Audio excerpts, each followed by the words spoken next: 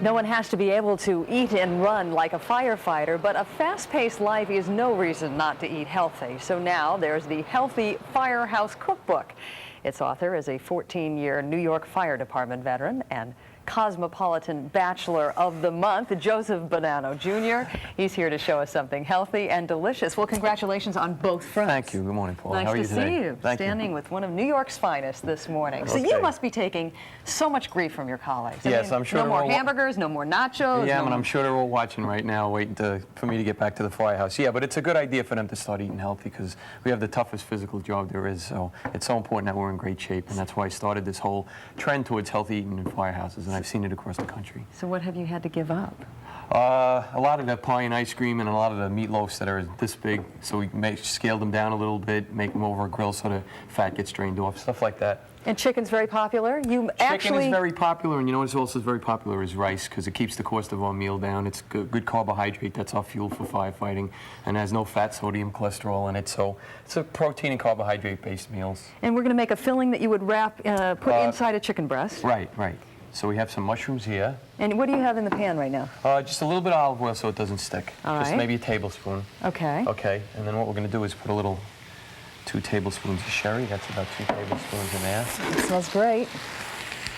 I like the fact that we're safety conscious here this morning with your presence. Yeah, there's actually a very good fire safety chapter in the book on what to do in case you do have a fire in the kitchen, things you need to be prepared for in the kitchen while you're having a fire. Because we all make some pretty stupid mistakes from time to time. He even set a fire in the firehouse. Well, it actually wasn't my fault. We got called out to an alarm. I thought it was going to be a false alarm, and when we came back, the whole kitchen was full of smoke. But you have 11 firemen you're working with. You got plenty of guys to put it out. So. Well, nothing's going to happen here today. So you have the broccoli, the shallots, a little garlic over here. No garlic in this one, and you're just going to wait till all of this kind of settles and softens up a little bit. And we won't have time to wait for that to happen. And right, then, we have a few prepared dishes here. And what do? You buy a whole we got chicken? whole chicken breasts, slice them nice and thin, pound them a little bit flat, and then when this is done, you're going to put a little bit of low-fat Swiss on it. All right. Okay, and you're going to let that melt. A little. Now that's bit. like very little. Yeah, just enough to give it a little bit of flavor. You don't want to sacrifice any flavor. See, if I was doing that, the whole little bowl would go in there. A little bit of Parmesan. I don't know if we're going to get to do this on the air, but what would you do is as all the mushrooms softened up, absorb some of the wine, you'd put a little bit, roll that up, put it in the oven for about 15, 20 minutes, and that would be what our finished dish would look like. Any tricks to rolling this stuff up? No, just a tablespoon in the middle, roll it. You don't have to put a toothpick in or anything. Just lay it seam side down and put it in the oven like that. And how long does this have to cook for? 15, 20 minutes. That's all? That's it.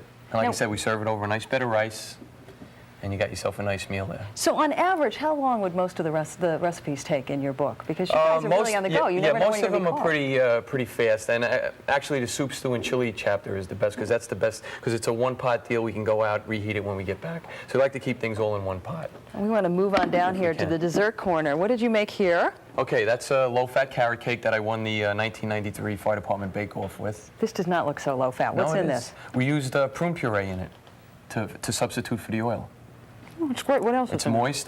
You got carrots, pineapples, sifted flour, cake flour. This is great. And a low-fat cream cheese. Yeah, and it's a low-fat. I don't even miss the oil. And down here is some rice chocolate pudding. rice pudding. Again, we can use rice for a dessert dish too. And how we did that, we used skim milk in it instead of using regular milk. And you don't miss any of the flavor. 1/2 ounce chocolate bar. Can I try that too? Sure, you can. I'll try. Let's Okay, try this fork over here. So, what has been the general reaction of other firefighters? In the beginning, they were a little resistant to it, but when I advertised to get the recipes from across the country from firefighters, I got a tremendous amount of recipes from firefighters. So it shows that there is a national trend of guys watching what they eat. It's no more the big, round firemen anymore. All the guys like to keep in pretty good shape now. They realize how important it is for our job. The other good thing about the book is that you do give some fire safety tips. What do you think is the biggest single mistake most Americans make in their own kitchens? They say most of the fires start from an unattended stove. Like, in other words, you're cooking and you go to another room to either take a phone call or something. The next thing you know, you come back and because you unattended the stove, you'll have a nice fire in your kitchen. Not a nice fire, but a fire in your kitchen.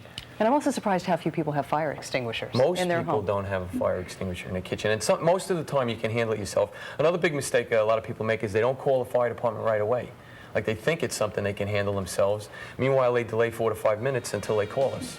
Well, congratulations. Thanks for joining us. You may be making some house calls to cook for some folks. This is great. Okay, thank you, Paula. We'll be back.